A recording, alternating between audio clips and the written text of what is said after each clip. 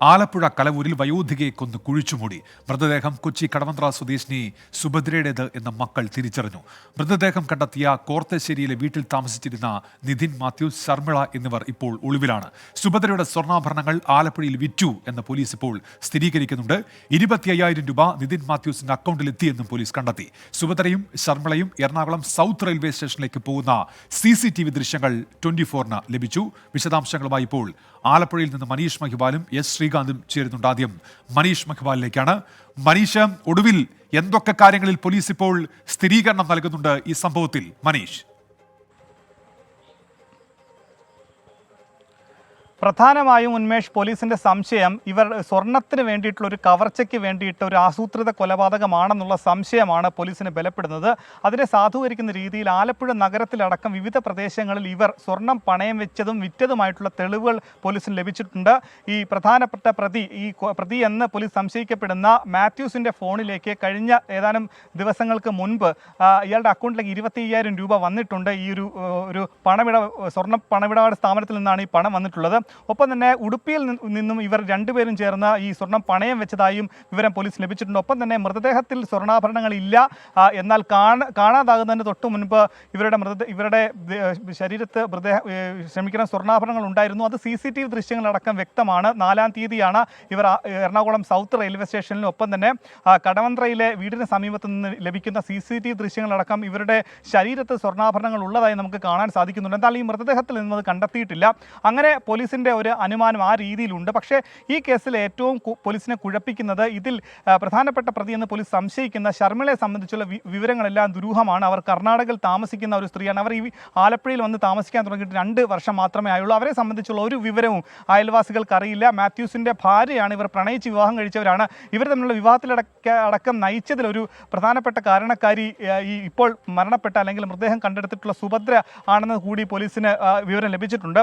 അങ്ങനെയെങ്കിൽ എന്തായിരുന്നു ഇവർ തമ്മിലുള്ള തർക്കം? ഈ സ്വർണത്തിന് വേണ്ടി മാത്രമാണോ? ഇവർ തമ്മിൽ എന്തെങ്കിലും സാമ്പത്തിക ഇടപാടുകൾ എന്ന് തർക്കം ഉണ്ടായിട്ടുണ്ടോ? ആലപ്പുഴയിലെ ഒരു ആരാധനാ കേന്ദ്രത്തിൽ വെച്ചാണ് ഈ ശർമിളയും സുഭദ്രയും, ഇപ്പോൾ മൃതദേഹം കണ്ടെത്തിയിട്ടുള്ള സുഭദ്രയും തമ്മിൽ പരിചയപ്പെട്ടതെന്നാണ് പോലീസിന് മനസ്സിലാകുന്നത്. പിന്നീട് ഇവരെ 4-ാം തീയതി അവിടെ നിന്ന് വീട്ടിലേക്ക് കൂട്ടിക്കൊണ്ടുവന്നത് നാട്ടുകാരെ ധരിപ്പിച്ചത് അവർക്ക് പനിയായിരുന്നു എന്നാണ്. അന്ന് ഈ വീട്ടിലേക്ക് കൂട്ടിക്കൊണ്ടുവരും. ഈ വീട്ടിൻ്റെ പിന്നാമ്പുറത്ത് വെച്ചാണ് എന്താണെങ്കിലും മൃതദേഹം ലഭിച്ചിട്ടുള്ളത്. ഈ വീട്ടിൻ്റെ മുൻവശത്ത് നമുക്ക് ദൃശ്യങ്ങളിൽ കാണാം ഒരു വിറക് ശേഖരമുണ്ട്. ഈ വിറക് ശേഖരം എന്തിനിവിടെ കൊണ്ടുവന്നു എന്നാണ് സംശയിക്കുന്നത്. ഇവരെ കുഴിച്ചു മൂടുന്നതിന് മുൻപ് ഇവരെ കത്തിക്കാൻ, ഈ ബോഡി കത്തിക്കാൻ എന്തിവിടെ ഭാഗത്തു നിന്നുണ്ടായിട്ടുണ്ടെന്ന് സംശയമുണ്ട്. ഈ വീടിനെ സംബന്ധിച്ച് നാട്ടുകാർക്ക് പറയാനുള്ളതെല്ലാം ദുരൂഹമാണ്. രാത്രി 8 മണി കഴിഞ്ഞാൽ ഈ വീട്ടിൽ ആരും പുറത്തേക്ക് ഇറങ്ങാറില്ല. വാതിലുകളെല്ലാം ജനലുകളെല്ലാം അടയ്ക്കും. വലിയ ഉച്ചത്തിൽ പാട്ടുകളിടും. ഒപ്പം തന്നെ ലൈറ്റ് അടക്കം ഓഫ് ചെയ്യും. അങ്ങനെ ദുരൂഹമായ കാര്യങ്ങൾ ആണ് അയൽവാസികൾ ഇവരെ സംബന്ധിച്ച് പറയുന്നത്. ഈ നിലവിൽ ഈ കേസിലെ പ്രതി എന്ന് സംശയിക്കപ്പെടുന്ന മാത്യൂസിൻ്റെ വീട് ഈ വാടക വീട്ടിൽ നിന്നും ഏതാനും കിലോമീറ്ററുകൾ ദൂരെ കാട്ടൂർ എന്ന സ്ഥലത്തെ ഒരു മത്സ്യത്തൊഴിലാളിയാണ്. അയാൾക്ക് ഏതെങ്കിലും തരത്തിലുള്ള ക്രിമിനൽ പശ്ചാത്തലം ഇല്ല എന്നാണ് പോലീസ് പറയുന്നത്. പക്ഷേ ഈ ശർമിളയെ സംബന്ധിച്ചുള്ള എല്ലാ വിവരങ്ങളും ദുരൂഹമായി തുടരുകയാണ്. ഈ വീടിനുള്ളിൽ ഇവർ താമസിച്ചതായിട്ടുള്ള യാതൊരു തെളിവുകളുമില്ല. അതായത് 9-ാം തീയതി ഇവർ ഇവിടെ നിന്ന്, കഴിഞ്ഞ മാസം 9-ാം തീയതി ഇവർ ഇവിടെ നിന്ന് പോയി എന്നാണ് പോലീസിന് CCTV ദൃശ്യം നിന്ന് മനസ്സിലാകുന്നത്. ആ സമയത്ത് ഇവർ പോയത് താൽക്കാലികമായിട്ടല്ല. ഇവിടെ നിന്നും ഇവർ എല്ലാവിധ സാധനങ്ങളും, ഇവർ ഉപയോഗിച്ചിരുന്ന എല്ലാ സാധനങ്ങളുമായി ഇവർ ഇവിടെ നിന്ന് മുങ്ങുകയായിരുന്നു എന്നാണ് പോലീസിന് മനസ്സിലാക്കുന്നത്. മറുവശത്ത് പോലീസിൻ്റെ അന്വേഷണം അന്യ സംസ്ഥാന കേന്ദ്രീകരിച്ചാണ്. പക്ഷേ പോലീസ് ഇപ്പോൾ അറിയിക്കുന്നത് എത്രയും വേഗം, മണിക്കൂറുകൾക്കുള്ളിൽ തന്നെ പ്രതികൾ വലയിലാകും. ഇപ്പോൾ തന്നെ ദൃശ്യമാധ്യമങ്ങളിൽ ഇവരുടെ ചിത്രങ്ങളടക്കം പ്രചരിപ്പിച്ചത് കൊണ്ട് തന്നെ ഇവരെ എത്രയും വേഗം പിടികൂടാനാകുമെന്നാണ് ആലപ്പുഴ SP അറിയിക്കുന്നത്. മനീഷ് മഹിബാൽ തുടരുക. ശ്രീകാന്ത് കൂടി ചേരുന്നുണ്ട്. ശ്രീകാന്ത്, ഈ കൊച്ചിയിൽ നിന്ന് ഈ സുഭദ്രയെ കൂട്ടിക്കൊണ്ടുപോകുന്ന CCTV ദൃശ്യങ്ങളടക്കം ഇപ്പോൾ പുറത്തു വന്നിട്ടുണ്ടല്ലോ. ഈ കൊച്ചിയിൽ സുഭദ്രയുടെ അയൽക്കാർ നൽകുന്ന വിവരം എന്താണ് ഈ സംഭവവുമായി ബന്ധപ്പെട്ട്? ശ്രീകാന്ത്.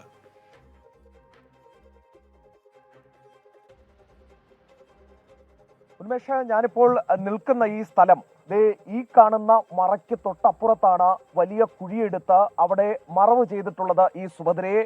അതായത് കൊച്ചിയിൽ നിന്നും 4-ാം തീയതി ആരംഭിച്ച സുഭദ്രയുടെ യാത്ര അവസാനിക്കുന്നത് ഈ ആലപ്പുഴയിലെ ഈ കാണുന്ന സ്ഥലത്താണ്. ഇവിടുത്തെ ഈ കുഴിയിലാണ്. ഒരു കമ്പോസ്റ്റ് കുഴിയെടുക്കാൻ എന്ന പേരിൽ ഒരു കുഴിയെടുത്ത് അങ്ങനെയാണ് ആളെ വിളിച്ചു വരുത്തി കുഴിയെടുക്കുന്നത്. പിന്നീട് ഇവിടെ സുഭദ്രയുടെ മൃതദേഹം മറവ് ചെയ്യുകയായിരുന്നു എന്ന് കണ്ടെത്തിയിട്ടുണ്ട്. ഇപ്പോൾ ഈ മൃതദേഹം കണ്ടെത്തിയത്, അത് തിരിച്ചറിയാൻ സാധിച്ചത് തന്നെ ഈ സുഭദ്രയുടെ മകൻ രാധാകൃഷ്ണൻ ഈ കാലിലെ ബാൻഡേജ് കണ്ടാണ് തിരിച്ചറിയാൻ സാധിച്ചത്. കാല് വയ്യാത്തത് കൊണ്ട് ബാൻഡേജ് ചുറ്റി നടക്കുമായിരുന്നു എന്ന് പറയുന്നു. ഇനി നമ്മൾ എറണാകുളത്ത് അവരുടെ വീട്ടിൽ പരിസരങ്ങളിലൊക്കെ തന്നെ എത്തിയിരുന്നു. ഈ സുഭദ്രയുടെ ഒരു പ്രത്യേകത എന്ന് പറയുന്നത് അവരാ വീട്ടിൽ മക്കളുണ്ട്, പക്ഷേ അവർക്കൊപ്പം ആയിരുന്നില്ല താമസം, ഒറ്റയ്ക്ക് തന്നെയാണ് താമസം. അതോടൊപ്പം ഇങ്ങനെ ഇറങ്ങി നടക്കുന്ന സ്വഭാവക്കാരി കൂടിയാണ് എന്നുള്ള കാര്യവും നാട്ടുകാർ പറയുന്നുണ്ട്. ഇവർ പലിശയ്ക്ക് പണം കൊടുത്തിരുന്ന ആള് കൂടിയാണ്. സ്വർണ്ണാഭരണങ്ങൾ ഇവരുടെ കൈവശമുണ്ടായിരുന്നു. ഇത്തരത്തിൽ ശർമിളയുമായി ബന്ധമുണ്ടായിരുന്നു. ഇതുപോലെ ഒരു ദമ്പതിമാർ വരികയും അവർക്കൊപ്പം പോവുകയും ഒക്കെ ചെയ്യുന്നത് കണ്ടിട്ടുണ്ട് എന്നും നാട്ടുകാർ പറയുകയും ചെയ്യുന്നുണ്ട്. അതായത് അടിമുടി ദുരൂഹത ഈ കേസിലുണ്ട് എന്ന് പറഞ്ഞാൽ ഒരു തെറ്റുമില്ല. 4-ാം തീയതി കാണാതാകുന്നു.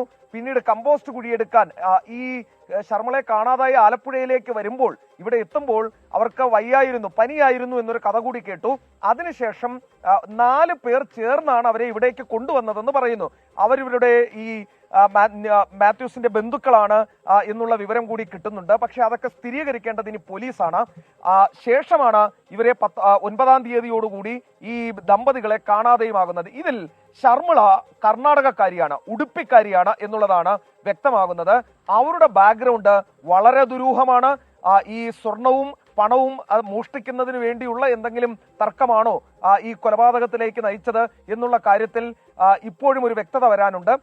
പോലീസിന്റെ ആദ്യഘട്ട നിഗമനം ഈ സ്വർണവുമായി ബന്ധപ്പെട്ട് തർക്കം തന്നെയാണ് എന്നുള്ളതാണ്. മാത്രമല്ല പലിശയ്ക്ക് പണം കൊടുക്കുന്നയാൾ കൂടിയാണ് സുഭദ്രയെന്ന് ഞാൻ നേരത്തെ പറഞ്ഞിരുന്നു. അതിനാൽ സാമ്പത്തികമായി ചില അസ്വാരസ്യങ്ങൾ ഉണ്ടായിരുന്നോ എന്ന് കൂടി സംശയം പോലീസിനുണ്ട്. ആ രീതിയിലേക്കും ഈ അന്വേഷണം നടക്കുന്നുണ്ട്. ആഭിചാര സംബന്ധമായ കാര്യങ്ങൾ, കാരണം ഇവർ ഇവിടുത്തെ പല ആരാധനാ കേന്ദ്രങ്ങളുമായി ബന്ധപ്പെട്ട് ഒരുമിച്ച് പോകുന്നവരായിരുന്നു എന്ന് പറയുന്നു. അപ്പോൾ ആഭിചാര സംബന്ധമായ എന്തെങ്കിലും ഇടപെടൽ ബന്ധം ഇതിനുണ്ടോ, ആ വഴിക്ക് കൂടി പോലീസിന്റെ അന്വേഷണം പോകുന്നുണ്ട്. കാരണം ഇലന്തൂരൊക്കെ നമ്മൾ അത് കണ്ടതാണ്. ഒറ്റപ്പെട്ട് ജീവിക്കുന്ന സ്ത്രീയാണ്, മക്കളുമായി അങ്ങനെ ബന്ധമില്ലാത്തതാണ്, ഇറങ്ങിപ്പോകുന്ന സ്വഭാവമുള്ളതാണ്. ഇതിൽ ഒരാൾ ശർമിള എന്ന് പറയുന്ന സ്ത്രീയുടെ ബാക്ക്ഗ്രൗണ്ട് എന്ന് പറയുന്നത് ഉടുപ്പി പ്രദേശം കേന്ദ്രീകരിച്ചാണ്. ഇവരുടെ സ്വർണ്ണാഭരണങ്ങൾ ഉടുപ്പിയിലും ഇവിടെയുമായി വിറ്റെന്ന് പറയുന്നു. ഈ സുഭദ്ര ഉടുപ്പിയിൽ പോയിട്ടുള്ളതായി പോലീസ് കണ്ടെത്തിയിട്ടുണ്ട്. ഇവരെ കാണാതായതിനു ശേഷം കടവന്ത്ര പോലീസ് സംഘം ഉടുപ്പിയിൽ വരെ പോയി അന്വേഷിക്കുകയും ചെയ്തിരുന്നു. ഈ പശ്ചാത്തലത്തിൽ ഒരു കാര്യം മനസ്സിലാക്കേണ്ടത്, സർവത്ര ദുരൂഹതയുണ്ട് ഈ കാര്യത്തിൽ. ഇത് പണത്തിന്റെ കാര്യത്തിൽ മാത്രം സംഭവിച്ച കൊലപാതകം ആണോ, അതോ ആഭിചാര സംബന്ധമായ എന്തെങ്കിലും ഉണ്ടോ? അത്തരം കാര്യങ്ങൾ ഇനി വേണം അന്വേഷിച്ച് മനസ്സിലാക്കേണ്ടത്. പോസ്റ്റ്മോർട്ടം അടക്കമുള്ള നടപടികൾ പൂർത്തിയാക്കേണ്ടതുണ്ട്. വണ്ടാനം മെഡിക്കൽ കോളേജിലേക്ക് മൃതശരീരം മാറ്റിയിട്ടുണ്ട്. നാളെയായിരിക്കും അതിന്റെ തുടർ നടപടികൾ ഉണ്ടാകുന്നത്. ഇനി ഈ കുഴിയെടുത്ത ആളുകൾ, അവരുടെ വിവരങ്ങൾ തേടണം.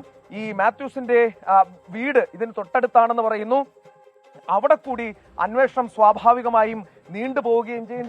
ഈ കാണുന്ന വീട്, ഇതാണ് ദുരൂഹത നിറഞ്ഞ ആ വീട്. നേരത്തെ മനീഷ് മഹിപാൽ പറഞ്ഞതുപോലെ ഒരു സമയം കഴിഞ്ഞാൽ, ഒരു 8 മണിയൊക്കെ കഴിഞ്ഞാൽ വലിയ പാട്ടൊക്കെ ഇട്ട് കേൾക്കും. അതിന് ലൈറ്റെല്ലാം ഓഫ് ചെയ്ത് ഇരിക്കുന്ന ഒരു രീതി. ഇത് വല്ലാത്ത ഒരു അസ്വാഭാവികത എന്തായാലും ഇക്കാര്യത്തിൽ ഉണ്ട് എന്നുള്ള കാര്യം പറയാതിരിക്കാനാകില്ല. ഏതായാലും പോലീസ് അന്വേഷണം മുന്നോട്ട് പോകുമ്പോൾ ശ്രീകാന്ത്, അതിൽ കൂടുതൽ വ്യക്തത വരും തീർച്ചയായും പോലീസ് അന്വേഷണം മുന്നോട്ട് പോകുമ്പോൾ. CCTV ദൃശ്യങ്ങൾ, അത് നേരത്തെ സൂചിപ്പിച്ച പോലെ തന്നെ അത് സുഭദ്രയും ഇപ്പോൾ സംശയിക്കപ്പെടുന്ന സ്ത്രീയും അവരും ഒത്തുചേരുന്ന ദൃശ്യമാണ്, കൂട്ടിക്കൊണ്ടുവരുന്ന ദൃശ്യമാണ്. അപ്പോൾ ഇതൊരു ആസൂത്രണം അത് ഈ ഘട്ടത്തിൽ പോലീസ് ഉറപ്പിക്കുന്നുണ്ടോ, അതോ അത്തരത്തിലൊരു സംശയം മാത്രമാണോ ശ്രീകാന്ത്?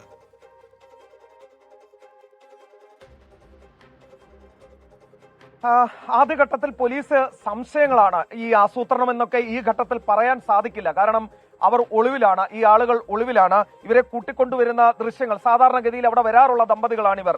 അപ്പോൾ ആസൂത്രിതമായി ആണോ കൂട്ടിക്കൊണ്ടുപോയത് എന്നുള്ള കാര്യം ഈ ഘട്ടത്തിൽ നമുക്ക് സ്ഥിരീകരിക്കാൻ സാധിക്കില്ല. പോലീസിനും അക്കാര്യത്തിൽ ചില പരിമിതികളുണ്ട്. കാരണം അവർ നടന്നു പോകുന്ന ദൃശ്യങ്ങൾ കണ്ടാൽ, ആ ശരീരഭാഷ കണ്ടാൽ എന്തെങ്കിലും തരത്തിലുള്ള അസ്വാഭാവികത തോന്നുന്നില്ല എന്നുള്ളതാണ് വസ്തുത. പക്ഷേ അത് തുടർന്നുള്ള ദിവസത്തെ അന്വേഷണത്തിലായിരിക്കും മനസ്സിലാക്കാൻ സാധിക്കുന്നത്. പക്ഷേ കിട്ടുന്ന വിവരമനുസരിച്ച് 2 കാര്യങ്ങൾ സംശയമുണർത്തുന്നതാണ്. ഒന്ന്, ഈ സുഭദ്രയുമായി ചില സാമ്പത്തിക പ്രശ്നങ്ങൾ, സാമ്പത്തിക തർക്കങ്ങൾ ഈ ദമ്പതിമാർക്കുണ്ടായിരുന്നു എന്നുള്ള കാര്യത്തിൽ വ്യക്തതയുണ്ട്. 2, ഈ സ്വർണം അത് സ്വർണം കവരുക എന്നുള്ള ഉദ്ദേശം മാത്രം ആയിരുന്നോ അതിലുണ്ടായിരുന്നത് എന്നുള്ള കാര്യത്തിൽ ഇപ്പോഴും സംശയമാണ്. കാരണം അതുകൊണ്ട് മാത്രം ഇവർക്ക് ഒരു കൊലപാതകത്തിലേക്ക് പോകാനും മാത്രം സ്വർണം ഈ സുഭദ്രയുടെ കയ്യിൽ ഉണ്ടായിരുന്നു എന്ന് ചോദിച്ചാൽ അത്രയധികം ഉണ്ടായിരുന്നുമില്ല. ഈ സാമ്പത്തിക സംബന്ധമായി അത് എത്രത്തോളം എമൗണ്ട് ഉണ്ടായിരുന്നു, സാമ്പത്തികമായുള്ള പ്രശ്നങ്ങൾ, തർക്കങ്ങൾ, അത് ആ ഒരു സംഭവം തന്നെയാണോ, ആ ഗ്രാവിറ്റി, ആ പ്രശ്നത്തിലുണ്ടായ ഗ്രാവിറ്റി തന്നെയാണോ കൊലപാതകത്തിലേക്ക് നയിച്ചത്? അത്തരം കാര്യങ്ങളിൽ ഒരു സംശയം നിൽക്കുന്നുണ്ട്. രണ്ടാമതാണ് ഞാൻ ഈ പറഞ്ഞ ഈ ആരാധനാലയങ്ങൾ കേന്ദ്രീകരിച്ചുള്ള ഇവരുടെ പോക്ക് വരവ്, അത് ഏതെങ്കിലും തരത്തിൽ ഈ ആഭിചാരത്തിന്റെ പരിധിയിലൊക്കെ തന്നെ വരുന്നതാണോ, അത്തരം നീക്കങ്ങൾ വല്ലതും ഉണ്ടോ എന്നുകൂടി പോലീസ് പരിശോധിക്കുന്നുണ്ട്. ഒരു കാര്യം ഉന്മേഷ്, ഈ അടുത്തിടെയായി ആലപ്പുഴ ജില്ലയിൽ പല ഭാഗത്തും ഇത്തരത്തിൽ കൊലപാതകങ്ങളുടെ എണ്ണം കൂടുന്നു. മാന്നാറിൽ അടുത്തിടെ ഒരു സംഭവം ഉണ്ടായി, 2 കുരുന്നുകളുടെ കൊലപാതകം ഉണ്ടായി. ഏറ്റവും ഒടുവിൽ ഈ വീട്ടിൽ, ഈ കാണുന്ന സ്ഥലത്ത് ആലപ്പുഴയിൽ സുഭദ്രയുടെ കൊലപാതകവും കൂടി നടക്കുന്നു. മുൻപ് നമ്മൾ കണ്ടിട്ടുണ്ട് ഇലന്തൂർ നരബലി കേസിൽ സമാനമായ രീതിയിൽ ആളുകളെ കൊണ്ടുപോയി കൊലപ്പെടുത്തിയ ഒരു രീതി. ഏതാണ്ട് ആ മോഡസ് ഓപ്പറാൻഡി തന്നെയാണ് ഇക്കാര്യത്തിലും കാണാൻ സാധിക്കുന്നത്. ഇതിൽ ഫിനാൻസ് ആണെന്ന് പറയപ്പെടുന്നു, അല്ലെങ്കിൽ സ്വർണം തട്ടിയെടുക്കുന്നതാണെന്ന് പറയപ്പെടുന്നു. അതിനപ്പുറത്തേക്ക് ഇതിൽ എന്തെങ്കിലും ഉണ്ടോ എന്ന് തെളിയിക്കേണ്ടതുണ്ട്. അതിന് ആ ദമ്പതിമാരെ കയ്യിൽ കിട്ടിയേ തീരൂ.